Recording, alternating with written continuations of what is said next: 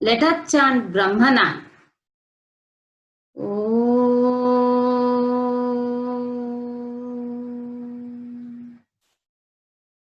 Om.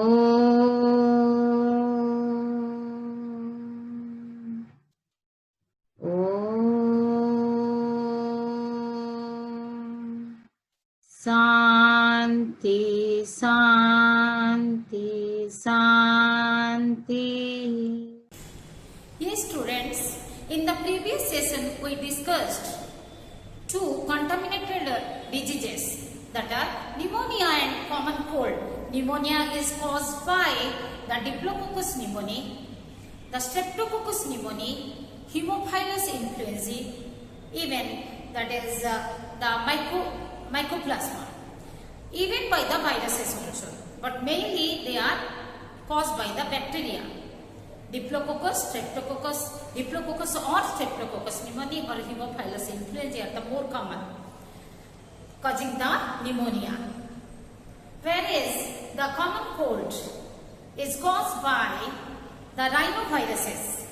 The viruses, they live in the, generally they attack, they infest the nasal cavities, they enter the nose. Even these, the common cold is also caused by the small bacterium called Dialister pneumocystis. Dialister pneumocystis. The pneumonia or common cold, both are the contaminated, communicable and highly contaminated diseases. So, patients are asked to remain isolated. In pneumonia, the antibiotic given, the most common antibiotic given is penicillin, whereas in common cold, the most common antibiotic given is the azithromycin. These are transmitted directly from person to person with through the droplets. It is called droplet-borne disease. Droplets that are created while talking, the droplets of the speech, our speech, droplets of the speech that transmits the pathogen. So these droplets are created while talking, while sneezing, while coughing. So it is asked to cover the mouth, means to cover your mouth through by the hand or the handkerchief while sneezing and coughing. At least we can restrict the passing the pathogen from one person to another. And main is, as I told, isolation. Patients are asked to isolation. Even the articles, the pathogens can be transmitted through the articles. Like suppose one is writing and or sitting with the computer, and while doing some work, one sneezed or coughed, the spits with the pathogen might be settled on these articles. So these are also transmitted, these pathogens of the pneumonia or common cold are also transmitted through the articles. So it is called fumide-borne. Means it can be transmitted by the pen, pencil, the book, notebooks, computer, towels used by the infected person. So it is the time of the COVID-19. You might be knowing what are the restrictions are done or what we are asked to follow. So the sterilization of the used articles are also done. Okay, sterilization of the used articles used by the patient are also sterilized so that it cannot be transmitted to other person. Okay, in this session we are going to discuss amoebiasis. Amoebiasis is a protozoan-borne disease. Okay, for which protozoan? Let us discuss. Okay, it is a protozoan disease. It is a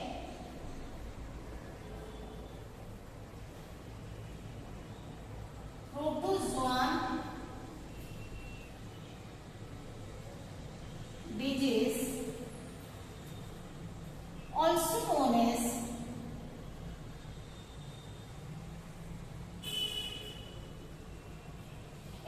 dysentery or enteritis. Just I am explaining, also known as amoebic dysentery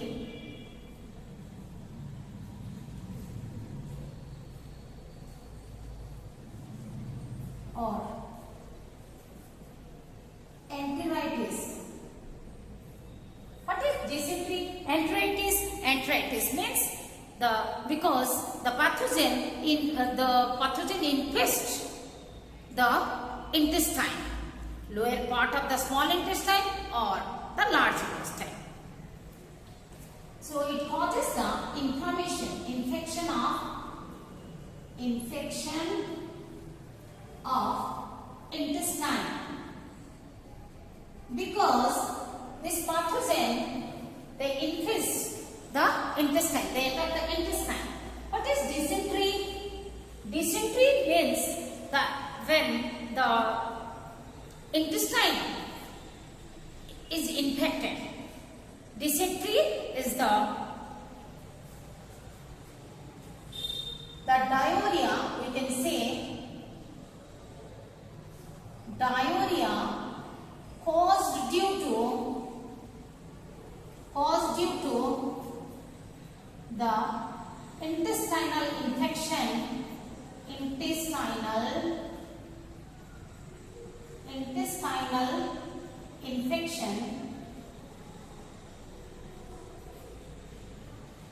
infection along with the mucus, blood and necrotic mucosa membrane. Necrotic means dead mucosa cells. Along with the mucus, the necrotic mucosa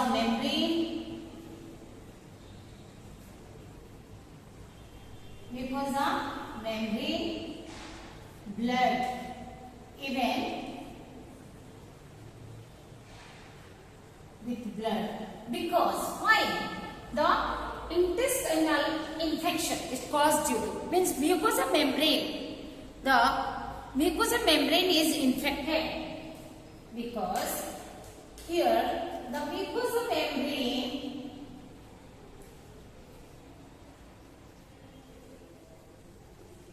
means internal lining of the intestine. Mucosa membrane of lower part of small intestine, simply let us write down the mucosa membrane of intestine is infected. So what it causes? The mucosa are destroyed. Mucosa membrane are destroyed. So along with the stool, diarrhea means the loose motion. The diarrhea caused due to the intestinal infection along with the necrotic mucosa membrane, blood. It is not only causes the diarrhea, also it leads with the constipation. Okay, the protozoan causes the intestinal infection. Okay, and why it is caused due to the poor sanitation and unhygienic conditions.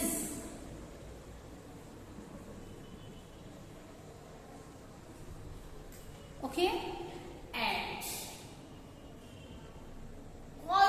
it is transmitted through, generally transmitted through the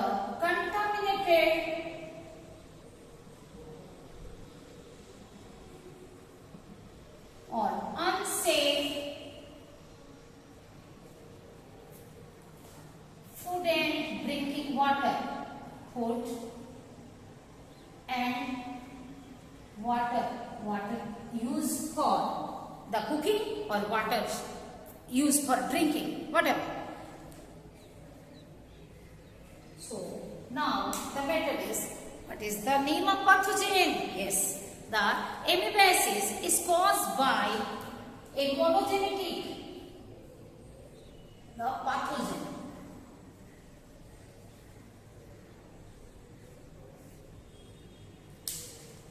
The amoebiasis is caused by the monogenetic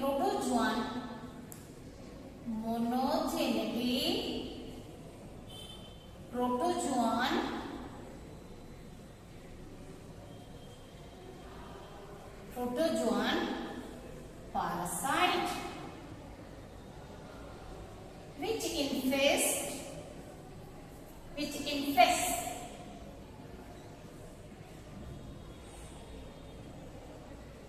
the small intestine lower part. Remember, ileum part. The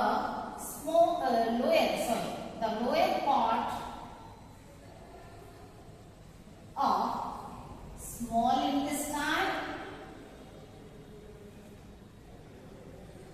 intestine and completely large intestine.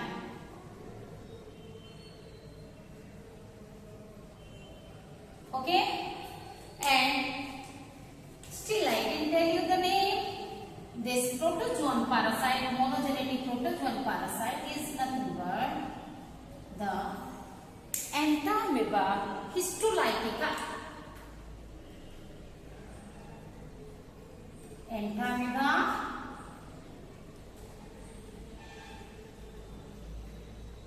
histolytica. Always I used to tell my students that how to remember this term, because generally you students are interchanging this I and Y. So just recall the spelling of history you studied in the school history. So HISTO, history. So from there you can remember HISTO, first you covered, then no confusion, then Y is there. History. The Entamoeba histolytica, they multiply in the intestine in the trophozoite stage, enter in the cyst stage, then the excistation occurs, cyst is removed, then multiply. They are multiplied into number of trophozoites. Then, so what are the different stages, different forms? One is trophozoite.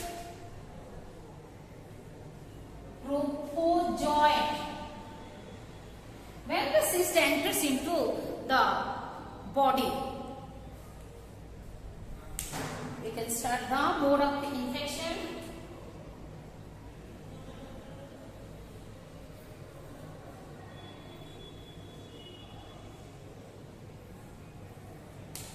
The infective stage is the tetranucleated cyst.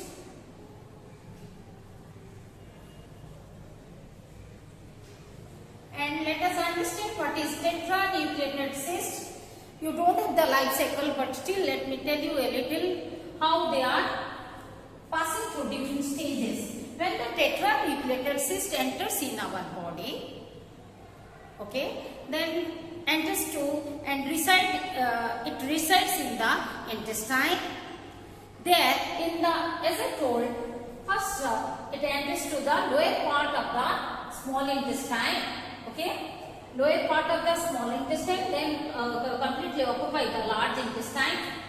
Here I have written lower part of small intestine and occupy the large intestine completely. So in the lower part of small intestine, excistation occurs. Cyst, you know, a protective covering. Even the protozoans in the unfavorable condition, they create a cyst, outer covering, protective covering, within which they multiply. Okay, through the multiple reason they do multiplication. in by the multiple fission. Otherwise, they undergo the binary fission. Is it? So, what happens when the encysted, the tetranucleated cyst enters in our body, the excitation, what I am using? Excitation occurs. Excitation. Cyst is removed. In the, where it occurs? In the small intestine. In small intestine.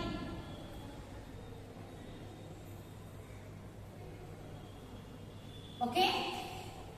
Then what happens? That stage is called, then it divides into, okay, that releases, existed, that pathogen releases the trophozoites. The tetranucleated that releases 4 to 8 trophozoites. Trophozoites are the feeding stages, are the active and motile. They are very much active and motile, and these are feeding stages.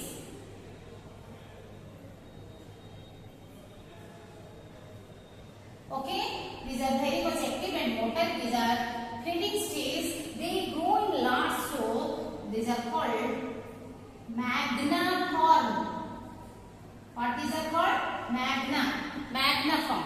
Then it comes the pre-cystic stage. Pre-cystic stage, before it becomes cystic, when before it forms the cyst, there is a pre-cyst stage. Pre-cyst stage. Pre-cyst stage is the non-feeding stage. Non-feeding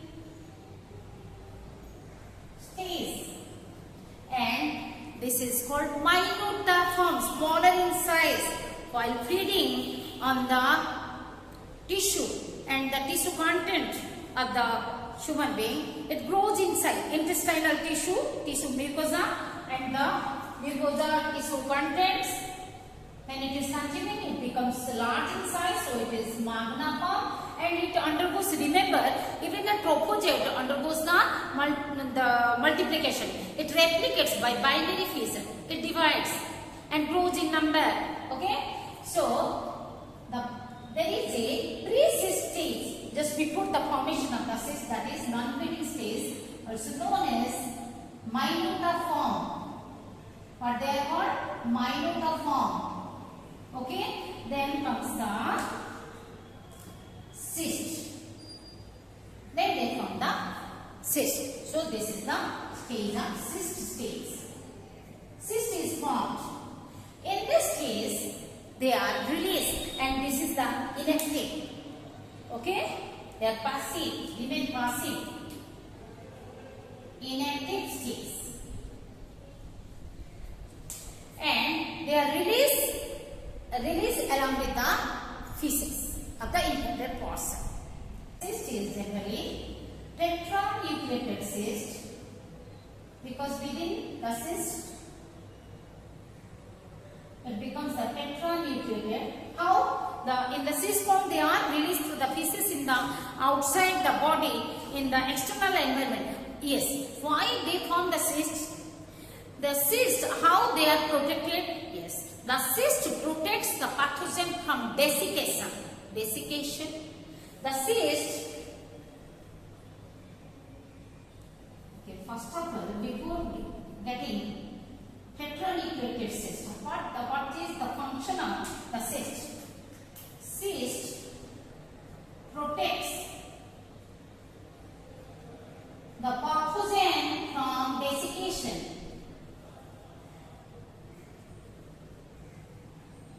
From desiccation, that is from the external environment, they can be desiccated. So it means drying out. It is being protected from the external environment.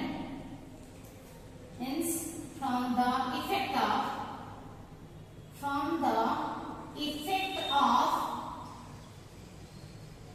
external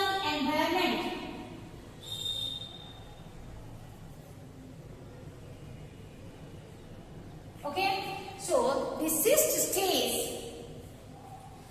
gets matured and becomes tetranucleated stage while awaiting for to be transmitted, to be ingested by another healthy person. It gets matured and becomes tetranucleated. Within the cyst, the multiplication occurs, the multiple fission, the nuclear fission occurs, and it completes and it breaks down the cyst. Where it breaks down? It breaks down the cyst in the human intestine. And what it causes? This is how they are transmitted. Tetranucleated cyst is transmitted to the human intestine and there ingested. How they are entering? They are ingested by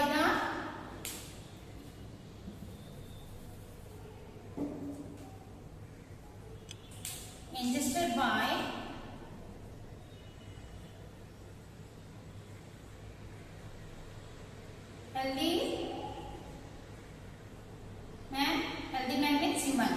Then the ancestration occurs.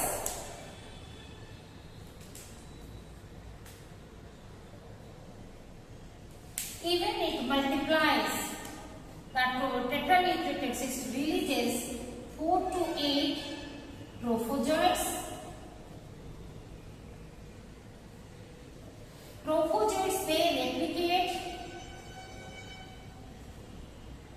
by binary fission.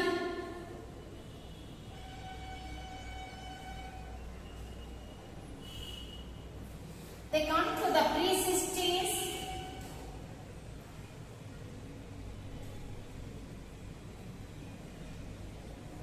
Then they form the cyst. In the cyst form, they are released out. In the cyst form, release out along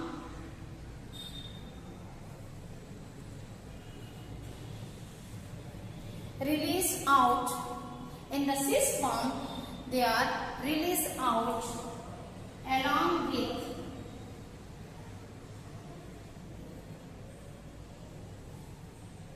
the feces or the stool. Okay, and from the stool again, and transmitted to the healthy person through the contaminated food and water. We know that this transmission can also be done by the passive vectors which are contaminated. When the pathogens are contaminated, transmitted by contamination, usually they are transmitted by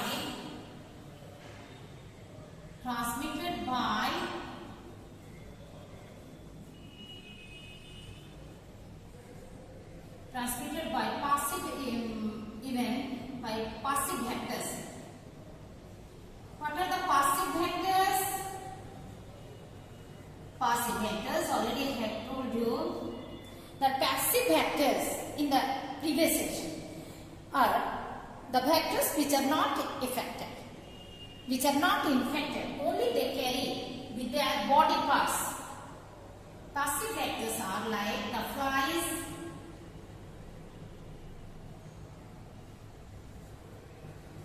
and cockroaches. Okay, so I told the mode of infection. Another point you can write down. It is direct and oral. First, in the mode of infection, we can write down. It is direct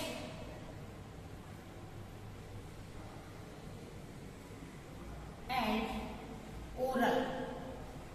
As meaning gesture directly.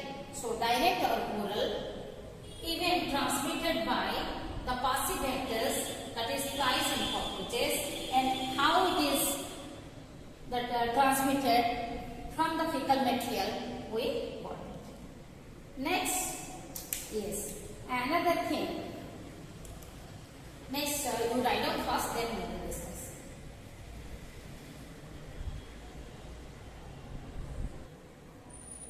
Yes, what happens? After the ingestion, they are undergoing the excision in the small intestine. Then they the 4 to 8 trophozoites are released. How many? 4 to 8? 4 to 8 trophozoites are released. They secrete cytolysine. What they secrete? Cytolysine. Secrete cytolysine. Lysine means something like cyto means that are capable to break down the cell. It means secreted from the trophozoid cells. Okay, and I told that they multiply, they replicate by binary fission. So the trophozoid number goes on increasing. Okay, and cytolysine that causes the ulceration that digests the mucosa membrane.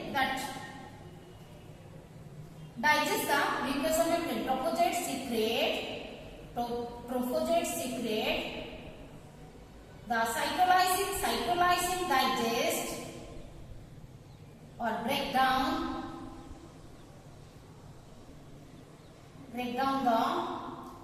the mucosa membrane causing the ulceration. Ulcer means wound, formation of wound. When there is some injury, some part of tissue is destroyed, what you will tell? That is wound. Wound is known as ulcer. That causes ulcer or ulceration. This is how the patient, the infected person, is getting the bloody mucosa with a lot of mucus and necrotic mucus means dead mucosa tissue stool. The stool along with the blood, mucus and necrotic mucosa membrane, that means dead mucosa cells tissue. Okay, and this is called ulceration, ulcer occurs. In the severe case, even the trophozoites enter into the bloodstream. And from there they move to attack different organs. They attack different organs. Like once they enter into the bloodstream, then they migrate to the liver, lungs, the brain, the spleen. You know, not only the cysts are released, the cysts are not released in the feces, in the stool. Even the trophozoites also, they are found. When the blood test is done under the microscope, the trophozoites with many RBCs they are found because they ingest RBCs when they enter into the bloodstream. Okay. Now let us discuss the symptoms. What are the symptoms and diagnosis and treatment? Okay. So remember, in the severe case, in severe form, when more number of trophozoites are produced, in severe form, even they migrate to the bloodstream. From there, they attack the different organs, vital organs like liver, lungs, brain, spleen.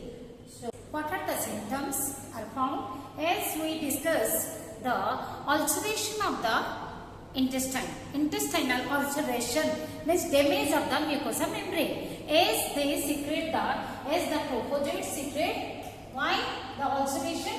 This is because of the trophozoites secrete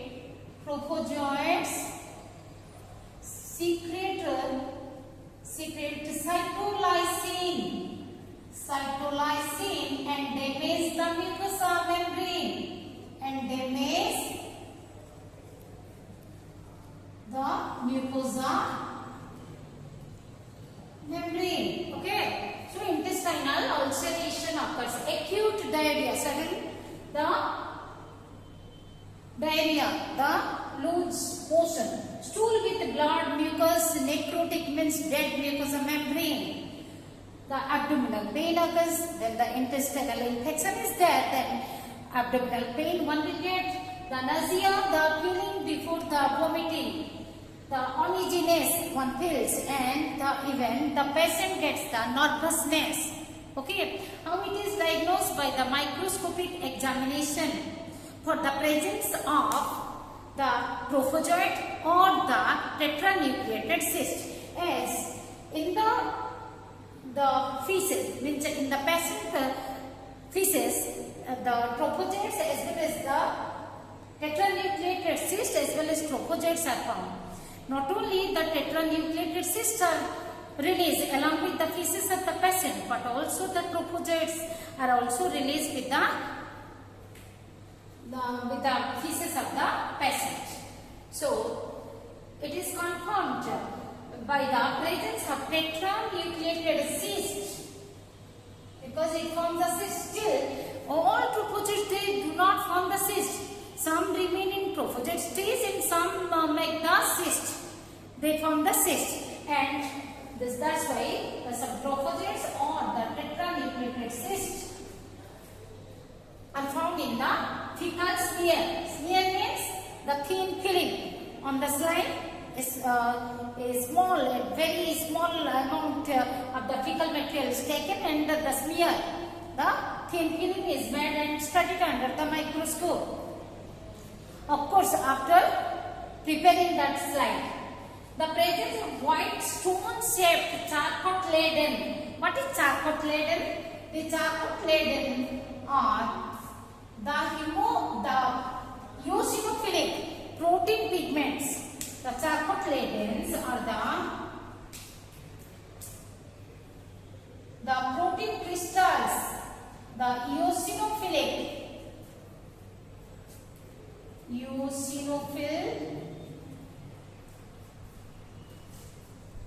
protein pigments, protein crystals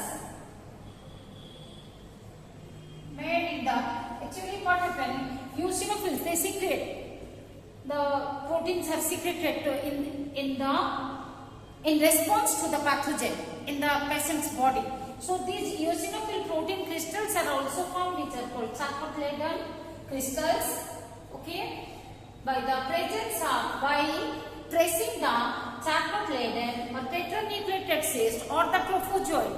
But what you will write down? Mainly you have to write down by the presence of which stage of the pathogen the amoebiasis is confirmed. Then you have to write down tetranucleated cyst. Along with that, you can write down trophozoite and charcot laden. In the 2.5 short note, you have to write down all these three codes. Treatment: antibiotics are given like metronidazole, flagyl, terramycin, erythromycin. How the amoebiasis can be prevented? By, of course, by maintaining the proper sanitation and hygienic conditions. Why? Because this is a contaminated disease, and directly we ingest through by our hand, or when we are ingest the contaminated food, or we drink the contaminated water.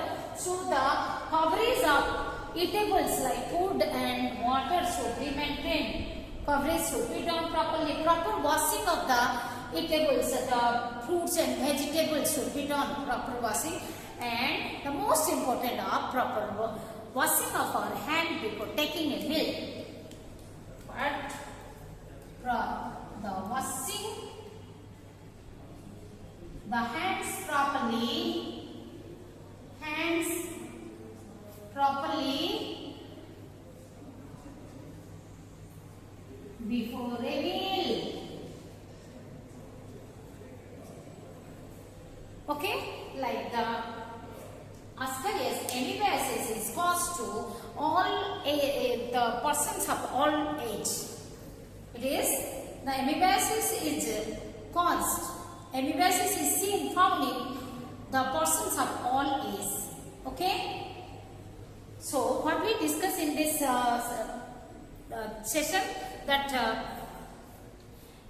amoebiasis is caused by the Entamoeba histolytica, which is a monogenic that protozoan parasite. The infective stage is tetranucleated cyst, and and there are different stages, the active and inactive stage. Trophozoite is the feeding active stage and the inactive stage is the cyst, and in between this in feeding stage and the active and inactive stage there is a non-feeding stage, pre-cyst stage. Okay. Let us see the different stages of enzyme of histolytica. This is the trophozoite stage and this is the tetranucleated cyst stage. This is the infective stage. You know, the incubation period is 5 days to several years. Is it not surprising? 5 days to several years. This is the trophozoite stage, this is pre-cystic, and these three are the cystic stage. This one trophozoite or feeding or active stage. This is trophozoite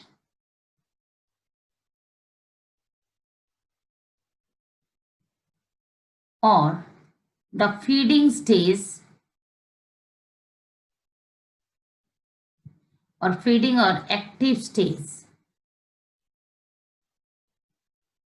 also known as magniform form because it is larger in size. Here is the pseudopodium. Pseudopodium is produced. This is the outer, you can see this is outer is ectoplasm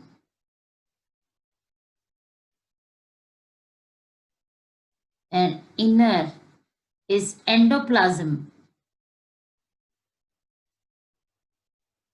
This is the nucleus, at the center the karyosome or endosome, and these are the peripheral chromatin, and here are the food vacuoles containing RBC.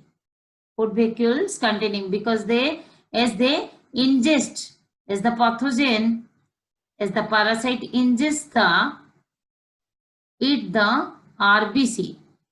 In the severe stage, the trophozoites enter into the bloodstream and feed upon the RBC. So these are the food vacuoles containing RBC.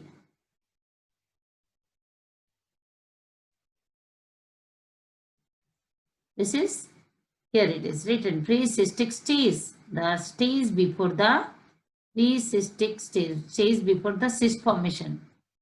This is also known as myonotiform. Myonotiform, the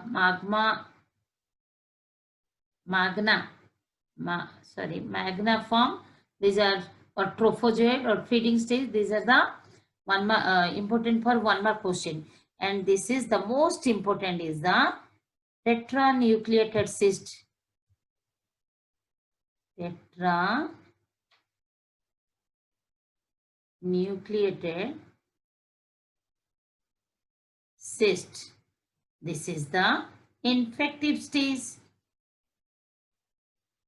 Infective stage. Actually, you are not required these diagrams in 2.5 short note. Only for your concept, for the clearing of concept clearance, and it may require if it comes in the 3.5, so the short note of the long question. So which diagrams you have to do? If it comes in 3.5, then this is the trophozoite stage, this one, and this is the tetranuclear. These two diagrams are only required. If it comes in the 3.5 long question, but very rarely it comes. Okay, thank you.